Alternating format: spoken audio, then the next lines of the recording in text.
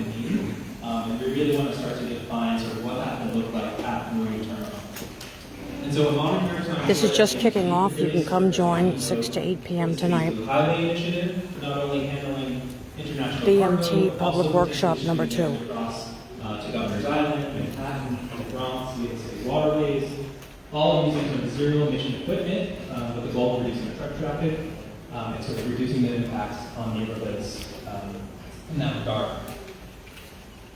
And so today we've also talked a lot about sort of the Blue Highway Initiative, which is all about activating the city's robust waterway network of local waterways for the sustainable movement of goods.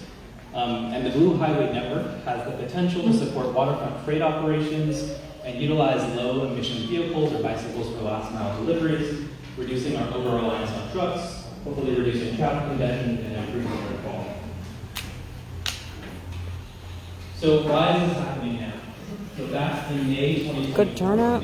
Quite the dinner spread. And Port Authority of New Jersey announced an agreement in principle enabling the city to transform the marine terminal into a modern maritime port environment community hub. So as part of that agreement, the city sort of assumed responsibility for operations and maintenance of Pier 7-12, as well as the recent 5-year extension of the Redwood Container Terminal's operating agreement, and will continue to support existing tenants. And this agreement just really reflects the ongoing investment in the site. So EDC has invested over $162 million in Piers 11 and 12 over the last 2 decades. So as part of this agreement, the city will also amend its lease of the 225-acre portion of Staten Island's Alabama Marine Terminal to the Port Authority. It's a kids' activity area for coming over. And this will give the Port Authority operational control of the site and really allows the Port Authority to sort of drive long-term growth and planning on a site that is a strategic container terminal for New York City.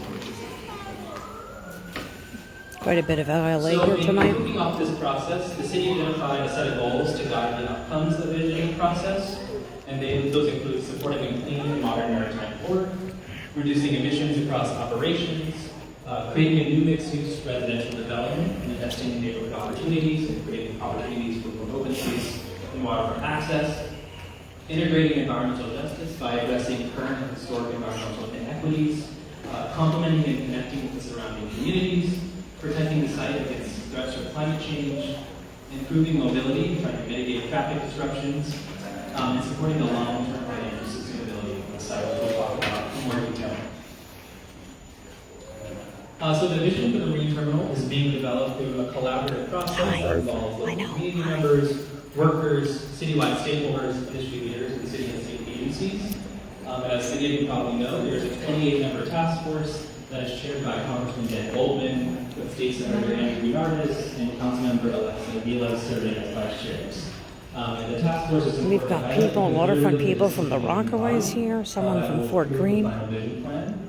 And additionally to that, we've also organized sort of 6 topic-based advisory groups, which will meet 3 times throughout this process. And the findings and the conversations that those groups have will inform the task force. And most critically, community members and public feedback from sessions like this will really drive the recommendations and serve as the foundation for BMT's future through a wide range of activities, including public workshops, feedback sessions that we've held, bus tours, and surveys. And we're planning to have a second survey later in the process as well. So the New York City Economic Development Corporation, or EDC, is leading the overall planning process.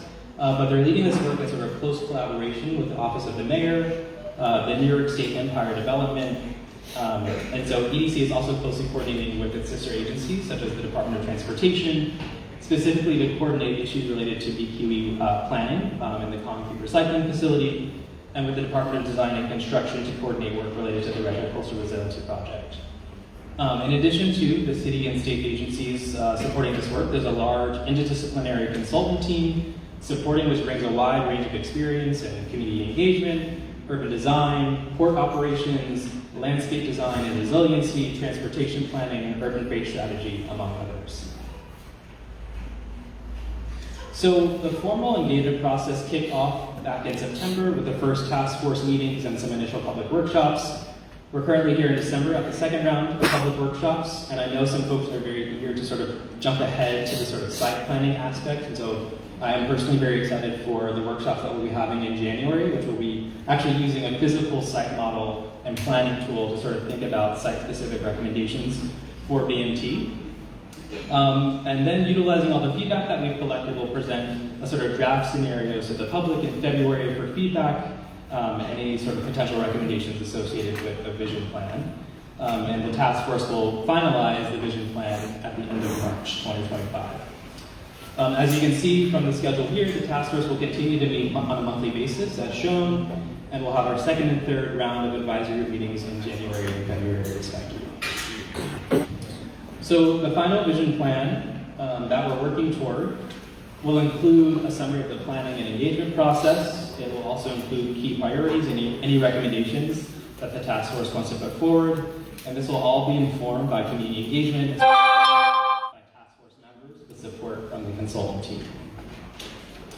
The vision plan will include a preferred site plan with the location and the size of proposed uses, a description of any proposed density or development, an implementation and phasing plan, as well as strategies for governance of the site into the future. To advance this work, the city is going to implement the vision for BMT using something called the General Project Plan, which is a New York State process, which is intended for projects of regional significance like this one. It allows for a greater range of uses on the site. And this piece in particular was a critical part of the city and state's agreement to allow for the spot of BMT and with the Helen Code staff. Okay, so now that we've recapped some of the process, let's start to pivot to what we know about the site thus far. So zooming out forward just a moment, it's important to acknowledge that BMT is part of the Port of New York and New Jersey, which includes Port Newark, Port Elizabeth, Port Jersey, and the Howling Hook on Staten Island. And those are all highlighted in pink on the map. And over the last 20 years, container activity at the Port of New York, New Jersey has more than doubled, making it the second largest port in the United States, coming behind, I think, LA. And container volume is expected to double again by 2050.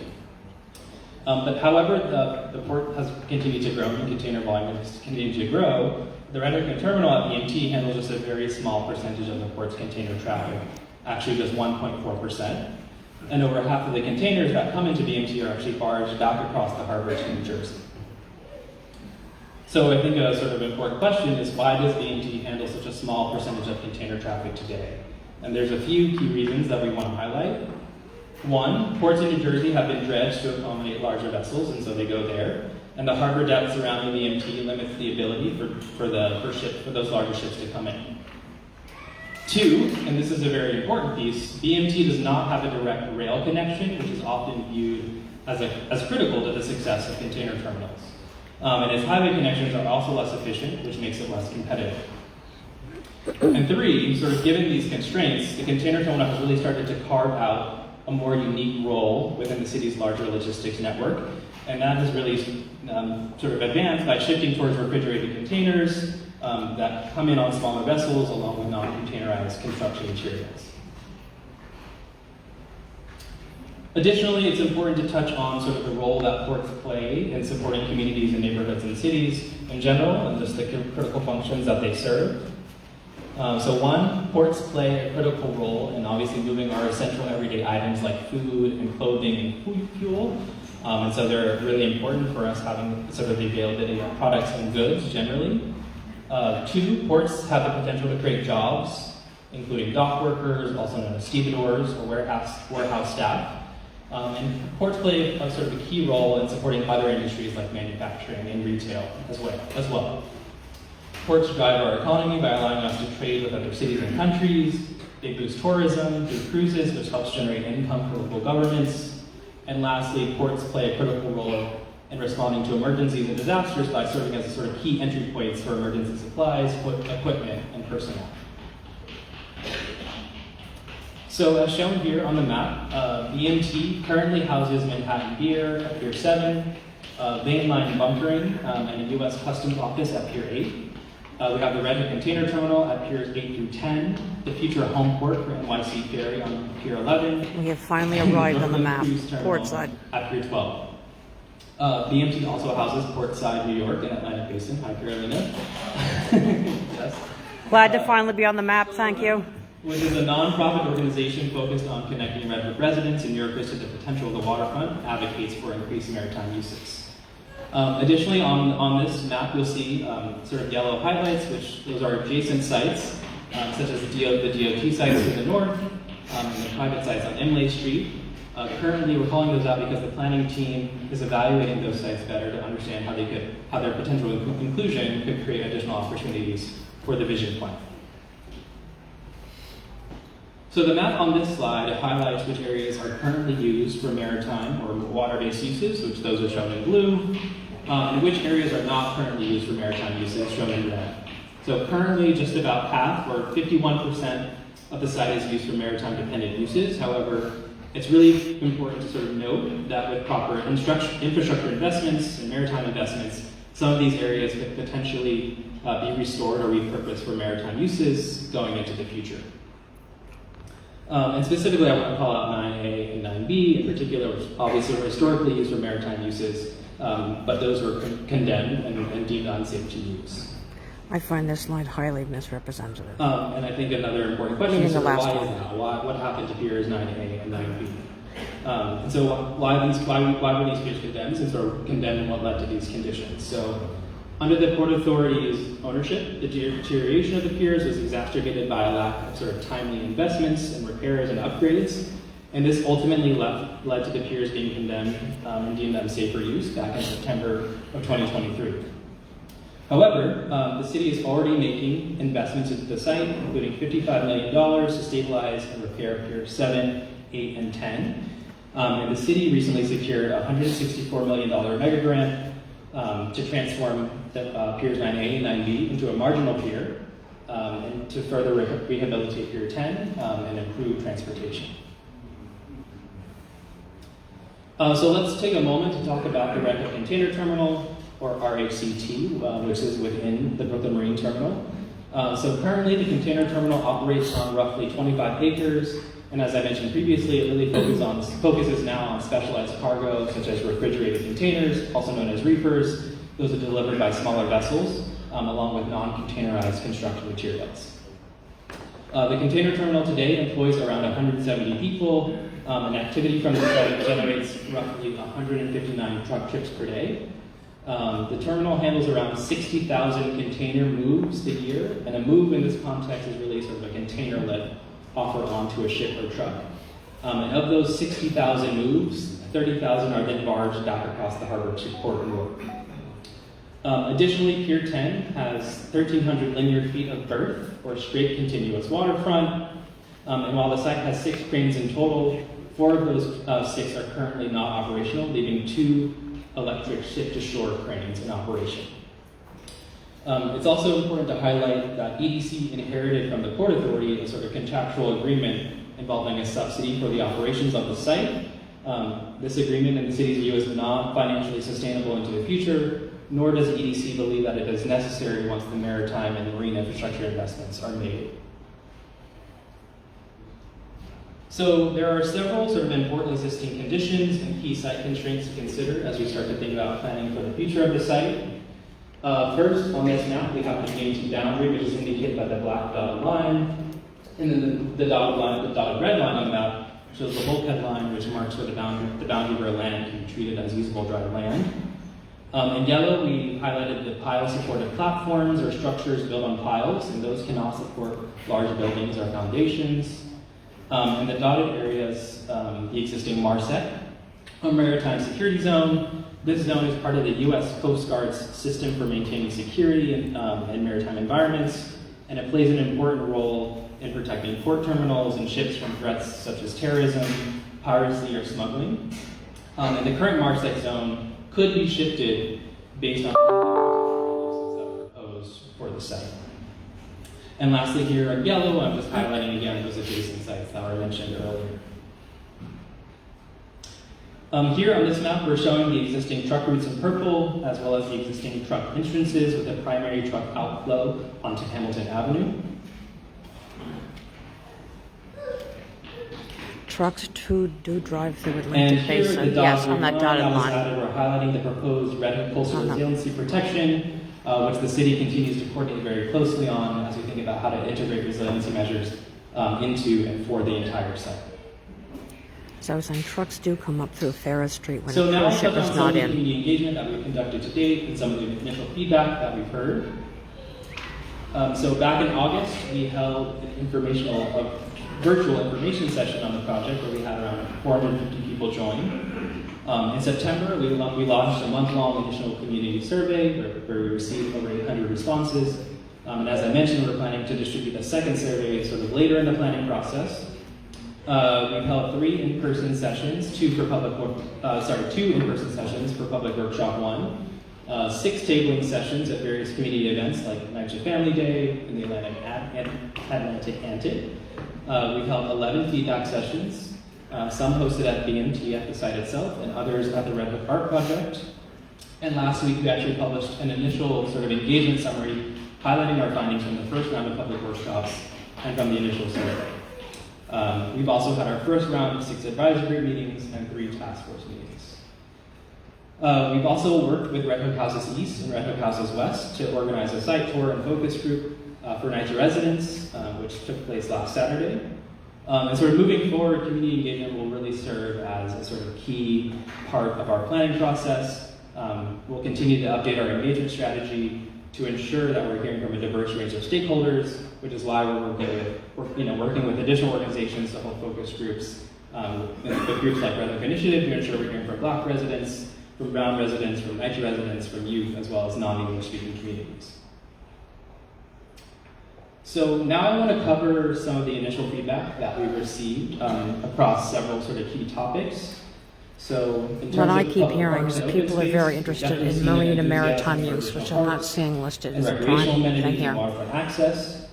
In terms of climate resilience, there are definitely concerns around how any future development will impact air quality and flooding and sort of overall neighborhood resilience. We've also seen a strong desire for improvements in public transportation, both to and from the site and between the surrounding neighborhoods. And people have expressed major concerns around the impacts of sort of vehicular and truck traffic or just traffic in general, be it bike cargo or otherwise, as well as the impact of any future PQE work and the need for really strong coordination on this issue in particular. In terms of housing and affordable housing, community members sort of recognize that Here's the housing maritime crisis section. and there's a real deep need for additional housing, and in particular have expressed interest and support for affordable housing. But folks have also expressed concern around sort of luxury housing, as well as a desire to invest in Red Hook houses. We've also seen attention in some of the initial feedback as it relates to preserving the existing working waterfront, but also providing additional non-maritime uses and public access. Additionally, folks have expressed a desire to maintain and strengthen small local businesses. There's definitely been some mixed feedback on the cruise industry with some specific concerns around sort of its traffic impacts. And lastly, we've heard a strong interest in sort of increasing educational opportunities and programming to support maritime training with a specific emphasis on prioritizing work employment opportunities for local residents. So as I noted, last week we published an initial engagement summary of the feedback that we heard at the first public work sessions and the initial community survey. That document has a lot more additional detail than the summary that I just shared, and so you can access it via this QR code. It's also on the Book and Marine Terminal Project site on the EDC's website. Okay, so now let's pivot to some of the initial thoughts and possibilities for the Book and Marine Terminal. I think it's important to remember that this is a really large site. It's over 100 acres and it spans multiple neighborhoods. And it's a really exciting opportunity for the city and surrounding neighborhoods to think about sort of bold and imaginative ideas to enhance the site's use, its impact, and to ensure that it's really integrated with its surrounding neighborhoods. So as we think about new potential land uses at the marine terminal, we want to consider how any future or new uses relate to what's there today, as well as the existing conditions and any site constraints that we've highlighted, and also critically, how these potential land uses can align with both local and city priorities. And here is just sort of a snapshot of some of the ideas that we want to present today. These include strengthening and modernizing the existing maritime uses and thinking about the future of maritime and industrial uses at the site, enhancing the cruise terminal and envisioning a more publicly accessible waterfront district, creating parks and open space, and housing across various income levels. And of course, there are likely additional ideas that you may have, and we want to hear those as well. So as we think about potential land uses on the site, we must also start to consider sort of financial sustainability and viability. And in particular, it's important to start thinking about which land uses produce revenue and which land uses require investment or subsidy, and how these various land uses can work together to produce a financially viable site plan. So the text on this slide is a little bit more technical, but there are a few key ideas I want to walk you through and explain. First is that maritime infrastructure costs must be supported by the project revenues. So this means that revenues or earnings generated by the mixed-use program, that could be a combination of housing or commercial uses, those revenues must be sufficient to support the infrastructure costs that need to be invested to support maritime uses. The city also recognizes that sort of depending on the infrastructure needs, there may be some extraordinary costs that might require sort of additional public subsidy or investment. However, the city would look first to the project revenues to cover those costs, and then only step in with sort of gap financing as needed. The second idea here is focused on maritime business capital costs. Here again, the city will look toward private investment from a port operator through a long-term lease to sort of cover equipment or any future buildings to support future maritime or maritime complementing uses. So in the future, if the site were to focus on blue highways or moving aggregate lumber, the city would look to the port operator to cover the costs related to both equipment and new buildings. It's also worth noting here that the city and state have already collectively invested $30 million in the site, $15 million from the city to purchase a new electric crane, and another $15 million from the state toward a cold storage facility on the site. In terms of maritime business operations, future operations need to be financially self-sufficient without ongoing subsidy. And lastly, housing and open space infrastructure and improvements need to be fully cross-subsidized by revenues or earnings from the mixed-use program. So the financial component of the site plan and this project is something we're going to explore in a lot more detail in the next round of workshops in January, but hopefully this sort of gives you an initial sense of how EDC and the city are sort of viewing and approaching financial sustainability when it comes to this site in particular. So to frame this evening's discussion, we divided the site into 3 sections. The Red Hook Container Terminal shown in the middle in purple, the Clifton Cruise Terminal shown in green, and additional areas of the site shown in red. And you'll also see here again those adjacent sites, some earlier in yellow. So first, let's start with the Red Hook Container Terminal. The active portion of the terminal is shown in darker purple on the left and the lighter purple on the right. Is the underutilized portion of the container terminal. As noted, there are several maritime uses within the container terminal today that are currently utilized for non-maritime uses, and those are shown with the white hash.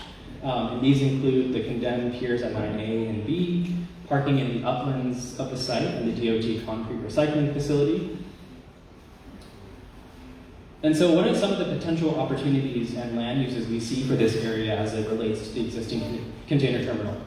So some of the initial thoughts for this area of the site include continued maritime uses, as well as what we call flex maritime or maritime complementing uses, or uses that complement the movement of goods and cargo.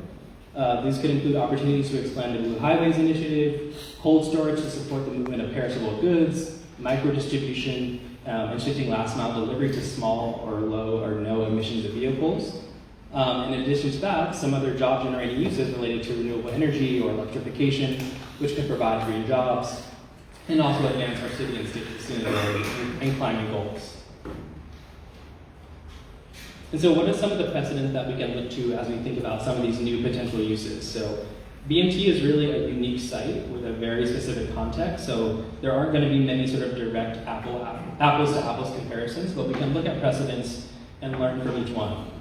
So here the Port of Philadelphia, which is a much larger port at around 1,000 acres, has a specific focus on perishable goods and has a cold storage facility on site to support that focus. And they strategically capture very small vessels that bring in those refrigerated containers, and a large percentage of those goods that move through the Port of Philadelphia actually eventually come to New York City. The Port of Rotterdam is another interesting example, again, a very different context, given that it's the largest and busiest port in Europe at over 11,000 acres. But at the Port of Rotterdam, there's a strong focus on achieving net zero carbon emissions by 2050 through a series of sustainability and infrastructure upgrades. And then lastly, in Oslo, Norway, the Il Port is situated close to a growing consumer market and has modernized its equipment with zero emissions cranes and forklifts. So in terms of flex maritime or maritime complementing precedents, there's an interesting example of a very small port in Paris. It's just 4 acres, and it's been updating its sort of site and infrastructure to support new highways, so allowing it to sort of process waterborne freight and last mile deliveries within the city.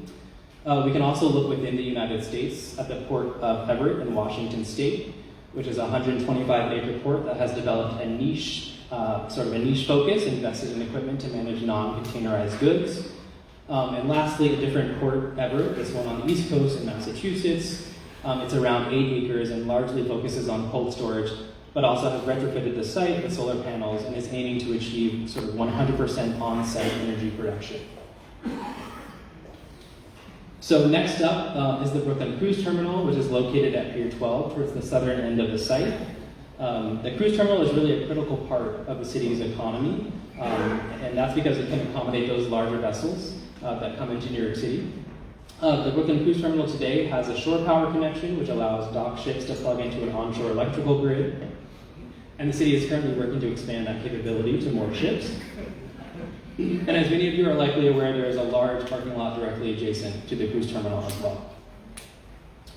So in terms of the future of the cruise terminal, some initial ideas are focused on enhancing the existing terminal and potentially creating a waterfront district or commercial district to support maritime-related businesses, building off Red Hook's existing character and history as a waterfront community. Some of these initial opportunities include enhancing the public realm and public spaces, creating a multifunctional terminal that can host events on non-cruise days, better integrate parking and attract visitors to stay overnight, which could distribute arrival and departure traffic, with visitors arriving over several days, and creating more opportunities for visitors to spend money in Red Hook and in local neighborhoods. So there are a few global examples we'd like to share of cruise terminals that have really integrated public amenities into their sites. The Sydney Cruise Terminal in Australia has an open space directly adjacent to the site, as well as hospitality and other cruise cultural destinations. The cruise port in Amsterdam in the Netherlands is another example of sort of hospitality and hotels paired with the cruise terminal to capture that tourism traffic. And lastly, the Tallinn Cruise Terminal in Estonia, which was developed into an architectural landmark, which doubles as an event space and provides open space, a waterfront promenade, and a playground and seating area on the roof of the building. And here we're showing those additional areas that I highlighted previously. Right, so these areas, that they're not part of the container terminal or the cruise terminal, these include Pier 7, Pier 11, and an area adjacent to Pier 12 at the southern end of the site, with some of these being sort of non-maritime uses today. And of course, PortSide, New York, and its home on the Mary Wayland and Atlantic Basin. So for these areas, we'd like to introduce sort of a wide range of potential opportunities to provide community-facing amenities, and we're eager to get your thoughts and feedback on this. So this could look like parks and open space, housing, commercial and retail spaces, education and workforce opportunities, arts and culture and recreation, and in keeping in mind sort of community feedback to date, thinking about how do we integrate these potential uses while also providing waterfront access and creating potentially new open space. So in thinking about housing, there are several sort of local, 100% permanently affordable and mixed income waterfront developments that we can look to in New York City, including Bronx Point in the Bronx, which is 100% permanently affordable housing and Malt Drive in Queens, which is a mixed income affordable housing development. There are also examples of market rate waterfront developments that could integrate the maritime characteristics and history of the site and also provide more revenue for the site. And in thinking about parks, there are a number of different types of parks and open spaces that we think are worth introducing in the context of this site. Of course, you have sort of large destination parks like Brooklyn Bridge Park, which is adjacent to BMT at the north end. These typically include sort of large green spaces with areas designated for both passive and active recreation. But we also see the potential for smaller open spaces or pocket parks, Cobble Hill Park being a good example. Areas where you can have a dog run or a playground or other open space amenities to support neighborhoods. There's obviously the existing greenway that runs adjacent to BMT. So what are the ways to strengthen the greenway and potentially improve safety? And it has come up a bit, but ways, of course, opportunities to think about sort of increasing public access to the waterfront. And the city has stated an explicit goal around sort of environmental justice and equity, but I think it's especially important to sort of raise this in the context of any new neighborhood amenities, such as parks and open space, thinking about access, equity, and historical investments in communities as we plan for the future of the site. And just one more precedent to share before we open it up to Q&A from the audience. I want to take a moment to highlight the Port of Oslo in Norway, which is an interesting example of a port where they've actually integrated a wide range of uses in the sort of general site. They provided a continuous and publicly accessible waterfront. Here, the character of public space and the cultural spaces they developed is much more anchored in the site's history as a maritime center, and those spaces really tell the story and history of the site. And as you can see from the image shown here, their cruise terminal area is very mixed use with a ferry. They have a historical district, several cultural destinations close by, and then within that sort of same zone, there are several other uses, including the container terminal and housing. And of course, this is a very, very different context. All these uses are not directly adjacent, but it does provide sort of a good example of a number of complementing uses within one port. Okay, so thank you for bearing with me through that presentation. We're going to transition into a Q&A portion of the meeting. There's a few guidelines, just want to set for a productive Q&A. So we'll be taking questions from the audience. If folks are close to the mic, we'll pass that. If not, I'll have folks state their question. I'll restate it so everyone can hear. We're asking everyone to be respectful, to address all participants, presenters, and other attendees with respect. We want to try to encourage folks to stay on topic, so focus questions on the topics that are being discussed today. We're asking folks to ask clear and concise questions. Keep your questions brief and to the point so we can make time for as many questions as possible. And then lastly, time is limited, so we have around 20 minutes for this portion, so we may not be able to address all questions. So I'm going to have Alice Shea from the Borough Apple team join, David Lowen, and Jennifer Sun from EDC as well. And with that, we can open it up to questions. Start right here in front. Thank you very much. Currently, you said the port handles 1.4% of the traffic throughout. What's the percentage it goes to? And the follow-on is 1.4% doesn't sound very large, so why bother at all with expanding that port or renovating it, not turning it into housing, green parks, etc.? What is the calculation being done? Yeah, so just to rephrase the question, if you're highlighting the sort of small percentage of container traffic that the port handles, and sort of you're posing the question, why maintain the port at all, given that it handles such a small percentage? I want to hand it to Jen.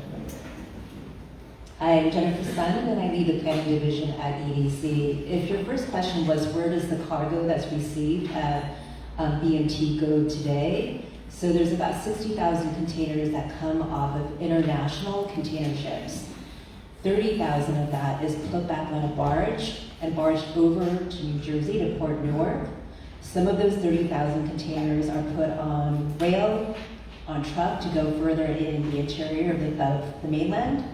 Some of that is put temporarily into cold storage in New Jersey, maybe even in Pennsylvania, before it's actually trucked back over bridges into New York City again for those retail customers. And then 30,000 of the international containers that is not put on a barge goes out the gate, either onto BQE or locally in Brooklyn for distribution. So hopefully that gives you a sense of like where the cargo moves today. So why does the city have a commitment to continuing to invest in a container terminal for the future? Because we believe as a policy goal, it is important for us to have a container terminal that can continue to reduce truck traffic on local streets, roadways, both in the neighborhood and regionally. And we envision more ability for BMT to do that by really investing in a citywide network of moving goods by barge. So the concept is a blue highway where EDC with DOT, in addition to making investments here in Red Hook, is also investing in certain waterfront infrastructure in Manhattan and also in the Bronx. Particularly in Hunts Point, where you have the Hunts Point Food Distribution Center, the 3 major wholesale markets that serve the city, meat, fish, produce. There's an opportunity to move more of these perishable goods that are currently being trucked to Hunts Point by water, by barge instead. So our future vision is to take some of those containers that come off of an international container ship and put them back onto a barge, and for that barge to go up to Hunts Point.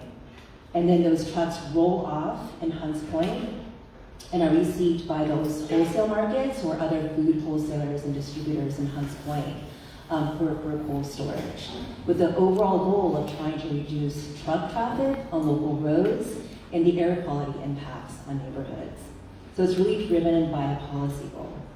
And we believe that with congestion pricing, that the economics will work in our favor for more shippers to seriously consider shifting goods movement from trucks to barge. Thank you. Yeah, we'll go here. Thank you. Question about the need for financial, for the project to pay for itself.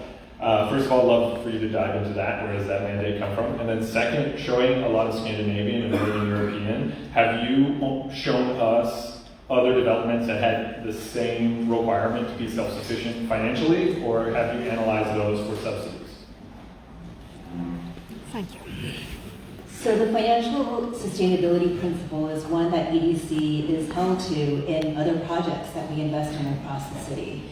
It's a fundamental responsibility that we bear as fiscal stewards, in addition to planning for the infrastructure of the future and for the future growth of neighborhoods in the city. It's a model that's been applied to places like Brooklyn Bridge Park and elsewhere, where we have to first look at how we can leverage new development and the revenues that are generated from housing or commercial activity that is revenue positive, how much of that revenue can actually be invested in infrastructure.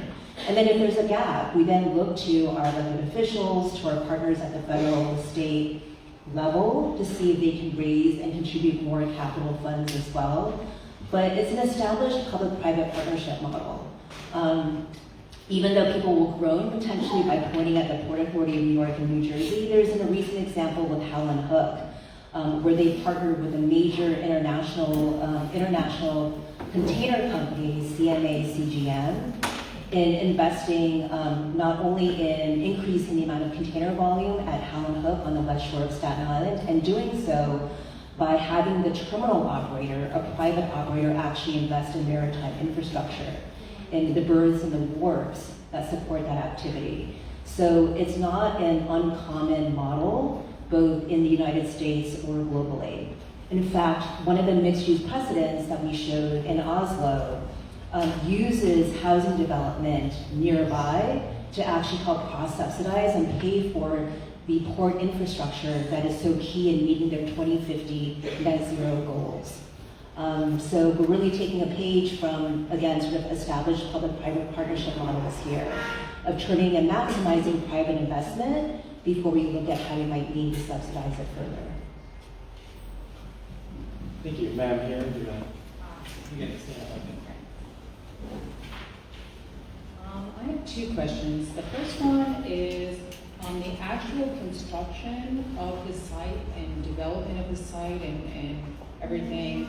How do you envision that happening? I mean, my understanding is a lot of it will be brought in by barge and be brought in by water, because we already have overextended roads and parking lot in the neighborhood. So first of all, the construction of what you envision and what ultimately happens here. And then the second thing is some of the things that you proposed as financially sustaining this site, like housing or commercial development or entertainment and so forth. How do people get to that? Because again, we already have a congested neighborhood that doesn't move. So those are my two questions. Thank you for the question. So in order to minimize the impact of trucks supporting construction activity for the future mixed-use development at BMT, I think we would prioritize the pier infrastructure that's necessary in order to support construction staging and as much of the construction materials that are required for the development to actually be barged in rather than by truck. And for construction demolition materials to similarly be moved out of the site by water. So with that in mind, we would really prioritize the pier infrastructure and the area that would support that kind of construction staging, in addition to other projects like the EQE reconstruction, Governor's Island climate exchange development, also being supported potentially with their construction staging here at BMT instead. Now, a major focus of our transportation planning is looking at how we can improve transit options, both for existing residents in Red Hook and the adjacent neighborhoods, but also to support any new commercial activity. That includes bus service and looking at how we can improve the frequency of buses, but also ferries. We have 2 ferry landings that abut the northern and southern ends of the site, where there's opportunities for us to increase ferry capacity, both by using larger passenger ferry vessels, so you can transport more passengers with each vessel, and then increasing its service, and potentially having dedicated service to certain locations to maximize those opportunities. Good. Gotta go back a little bit. Yes, I got it. Okay. How many apartments are going to be built here? But how many apartments are going to be built at the project? Yeah, so the question is how many housing units might be built here? That's a part of the conversation with the task force and through this public workshop is to consider what amount of housing we want to have on site, and taking into consideration where that housing is located on the campus, and of course being sensitive to considerations like height, bulk, and other amenities that are required to support that infrastructure. All you have to do is look at Long Island City, and for most of the day in Long Island City, a car cannot move. There's so many new people. If you say you just have 3,000 new apartments, you're going to have 10 to 15% more cars. That's another 500 cars in this neighborhood. Well, so one of the principles that we want to try to apply here in the city of yes, right, that is really discouraging parking being a part of the development here on site. So then that of course means that we have to really lean into transit options. But I think that's a principle that we would try to apply here, is that if we're looking at new housing development, we also wouldn't build a lot of parking on site to then encourage people to actually own cars here. Yeah. Sir, in the back of the cloud shirt. Just so I'm understanding things correctly, if you can clarify this for me if I'm wrong.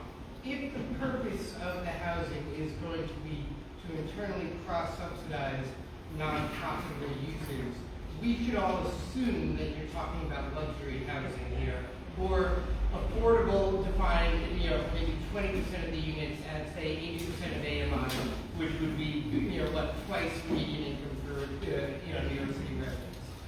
Just so I'm clear, am I understanding that correctly? Thank you. Yeah, so there's some nuance there, because first I think when we look at a future container terminal, we want to create the conditions for that container terminal to actually be more financially self-sustaining, so that it doesn't rely upon significant cross-subsidy from market rate housing in order to be sustainable. And we think that's possible because unlike what the Port Authority did, which they only offered 5-year renewable terms for the current terminal operator, we would be looking at offering a long-term lease that enables that terminal operator to make a capital investment and to operate their terminal more profitably. So that's the first sort of principle that we would focus on in having a partner. And then, so the purpose of the housing housing is not to just cross-subsidize the site or the container terminal. There's also a fundamental housing need. And one of the responsibilities we bear as a city agency is wherever there's a publicly owned site, we ask the question of whether it can support housing and help meet the needs of the city that is growing and attracting and retaining people who live here, who are part of the workforce. And we don't need to assume that all of it is market rate. Yes, some portion of it will need to be market rate in order to help support infrastructure, whether that's maritime infrastructure or even open space and other public amenities. But we also have to consider whether there's affordable housing and just expanding more housing options in the neighborhood as well. Thank you, ma'am. We're going to go you in the hat here. Is there a world in which there's another option? No. I was saying, is there a world in where this can be accomplished with doing something other than housing to make something?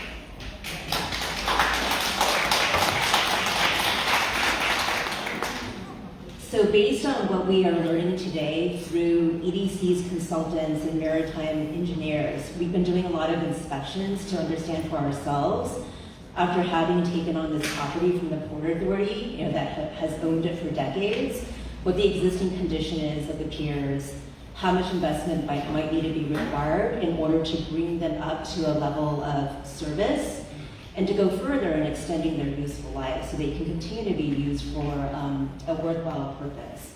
And what we're learning is that there's been significant deferred maintenance. The Port Authority did not invest in these piers because they did not believe in the container terminal's future in the same way that the city does. We have different policy goals and priorities.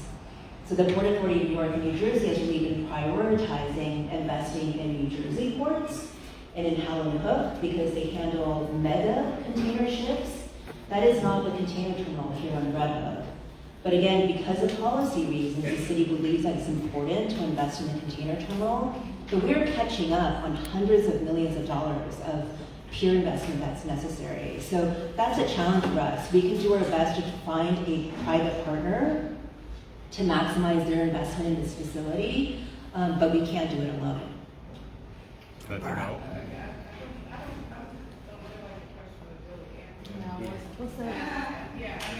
Well, no, so when you think about revenue generating uses that are highest and best use in the city, housing generates significant profit, right, and revenue to help pay for other things, whether that's affordable housing or other things.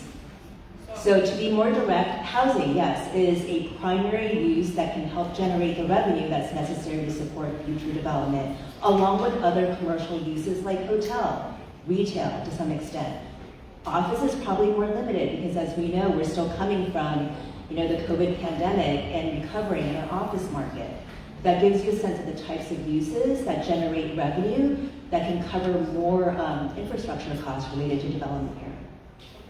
So we've got around 5 more minutes, so I'm going to have my staff start to place out the materials. We'll have time for a couple more questions, and we may not be able to get to everyone. Yes? Thank you. Have you considered the economic analysis of a refrigerated warehouse for a wholesale housing market that's waterborne? I'm very aware, as I'm sure other people in EDC are when I was there, that the Hunts Point market has severe limitations in space, in quality. It can't handle, it's not certified by USDA. It was one tidal cycle away from devastation, and for certain economic reasons, it can't improve in its quality. We know what those are. So the question is, could we, in a world that wants more and more fresh food, waterborne, expand the maritime, expand a refrigerated warehouse, and really have a wholesale food market that gets food in by water and out by water, not necessarily to the Bronx, as you said, but to other parts of the city. Thank you. That was Roberta Weisbrod. The answer is yes. We are looking at the feasibility of investing in a cold storage facility that would be near the container terminal, because the question is whether by investing in a cold storage facility, One, we might be able, to your point, be able to store some of that on site, potentially transfer the move of those goods from large trucks to much smaller trucks that could potentially be electrified. But as we know from our current experience now of investing in the redevelopment of the Hunts Point produce market, cold storage is really expensive to build. It is at a premium compared to traditional dry warehouses, and it requires subsidy as well. So the Hunts Point produce market modernization is going to require hundreds of millions of dollars in federal grants and state support, and we probably would need to assume the same here at Red Hook.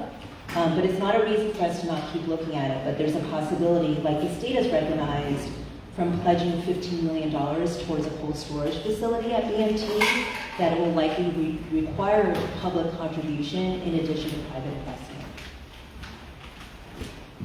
Sir, in the middle here, yes, those will be our last question. You gave some stats on the current volume of containers. I think 60,000 trips a day, 160 trucks. Do you have a vision of the volume that will be foreseen going in and out? I know you said trucks can be reduced via barge. How many trucks are we going to need to reduce, and is that viable with the increase in procedures?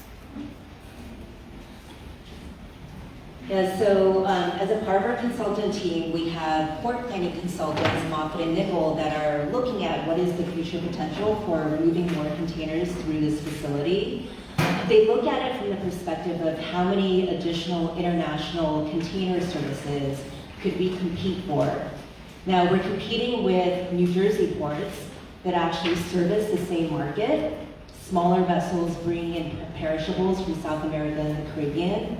We're also competing against very well-established ports like the Port of Philadelphia and the Port of Wilmington. With all that being said, recognizing that they're bringing containers from, again, the Caribbean, South America, but also Mediterranean and Africa, our consultant believes that we might be able to compete for one additional international container service, in addition to the 2 services that we have today. That translates into potentially about 135,000 containers a year in the future. So that's compared to 90,000 containers, meaning 60,000 containers that come off of an international container, then 30,000 that are put on a barge. Similarly, in the future, some portion of that would come off of an international container, and then a portion of that would go back on a barge. But what's different in the future is that of the 135,000 containers that are moved in the future, more of that will be put on a barge to Hunts Point and potentially into Manhattan, which doesn't happen today. That difference can help reduce the additional traffic that would otherwise be generated as a result from that additional container throughput through this facility. Thank you, everyone. We're not going to be able to answer everyone's question, unfortunately, so we're going to pivot into the next portion. That's actually my question. Do we have to go into breakout groups? Because there's more questions. So can we just go answer more questions? We're going to continue with the program. There's going to be opportunity if you have additional questions. I think we can write. That's the bullshit. I think your answers to questions. Understood. We have a set. We have a set. I think we need to breakout. I hear you, sir. We're going to move into the next section. We're going to move into the next section of the program, which is breakout groups. Excuse me, I want to hear what my neighbors have to say. Not on a time clock of 20 minutes. Understood. Answer people's questions, that's all. It's not hard. Why do you take 15 more minutes of questions then breakout? What's the purpose of the breakout session? I don't understand. The purpose of the breakout session is to collect as much feedback from as many people as we can. And listen, I just give you a chance to answer the question. And to do that, as facilitators, we want to create a smaller discussion group so that people can hear from one another more directly. We have around 150 people in here, so everyone taking 3 or 4 minutes to answer a question is going to limit how much folks can hear from one another. So that is why we designed a session where folks can actually hear and have a conversation. So we can take 5 more minutes for questions, and then we're going to pivot into the breakout discussions. We can go to Nico, and we can go to Victoria, and then we can continue to raise questions. I have a clock going. Nico, go ahead.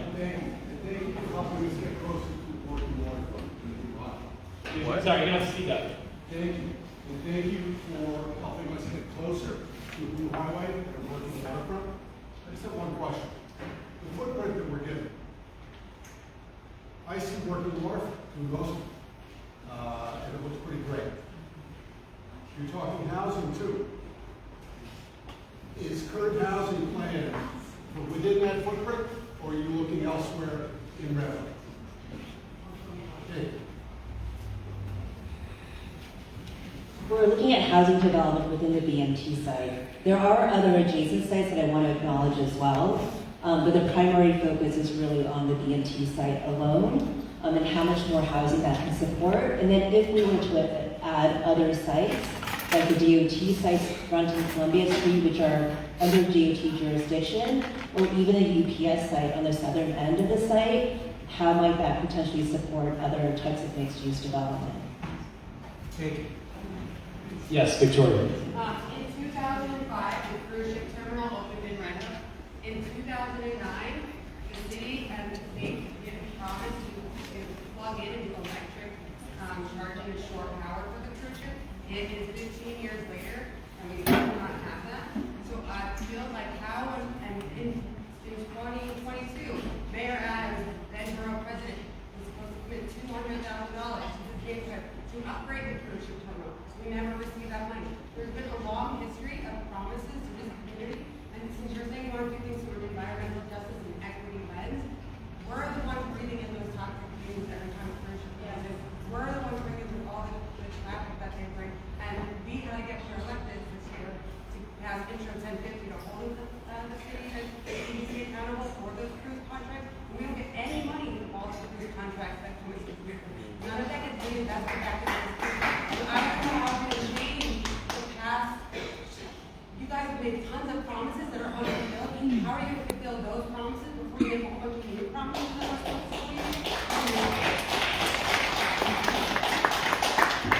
That's my question. Well, so I think the cruise terminal, shore power has been a priority for EDC. We are working on, I think, putting in additional infrastructure to make it more possible for cruise ships to use shore power.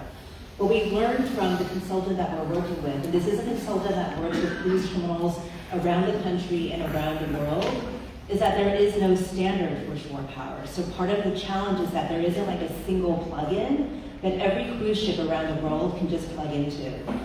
So that's been a part of the challenge, but it's not an excuse. So we recognize that we need to continue to find additional infrastructure to increase the number of shore power options that cruise ships can plug into. We also know that we can't maintain the status quo. And so, if we were to move forward with this plan, part of the cruise terminal redevelopment is looking at redeveloping it differently.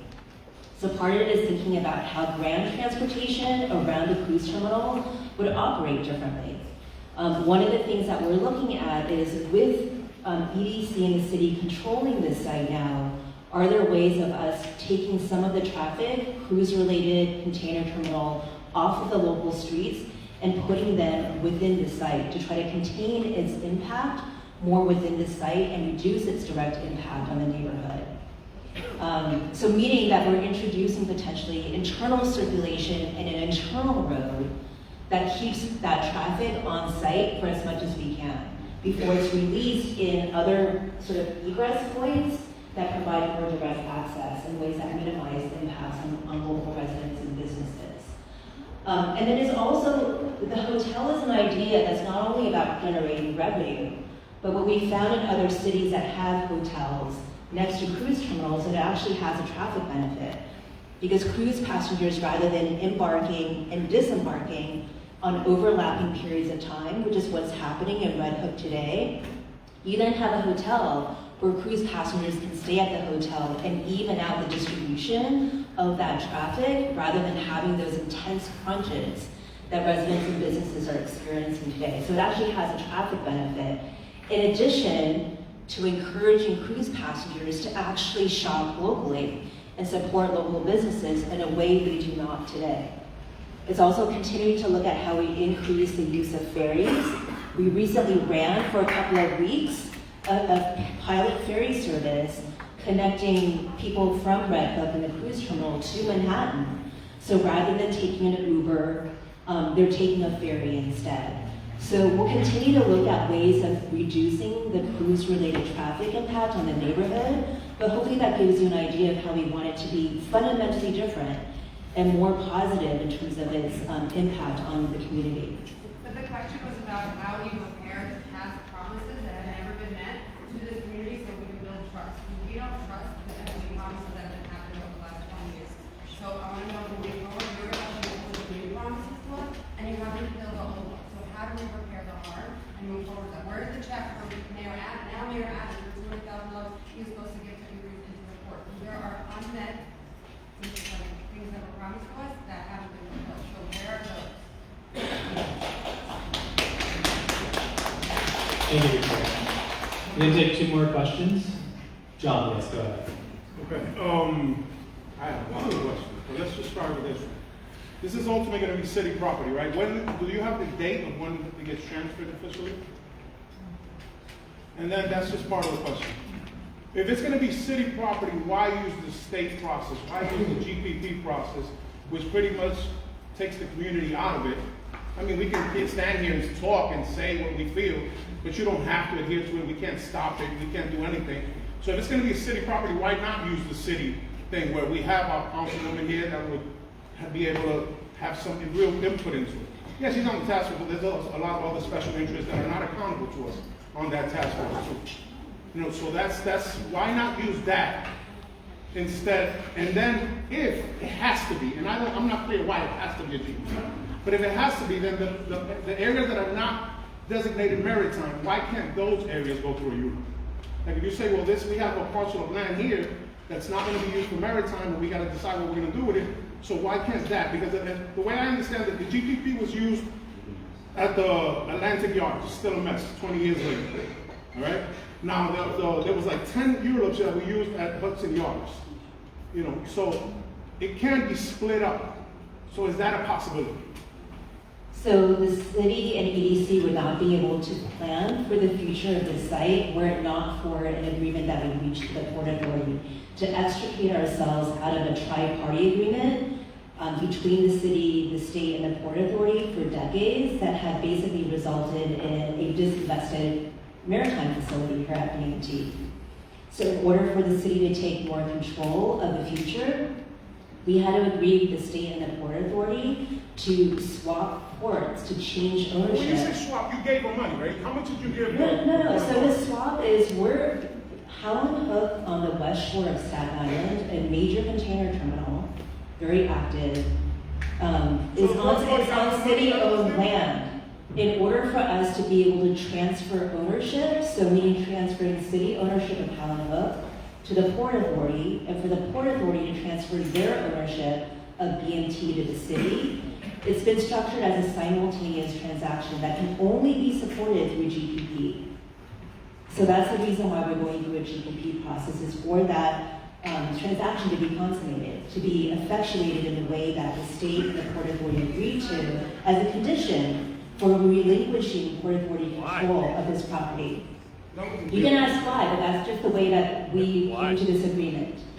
If it were not for that, we would not have the ability to plan for its future. So we would go through GPP after there's agreement with the task force on a preferred site plan for how we support a mix of uses. And the goal is to try to reach that agreement in March of next year. That would then begin the GPP process that has a required environmental review, that has public hearings, has public comment periods, but we're not just relying on the bare minimum of environmental review.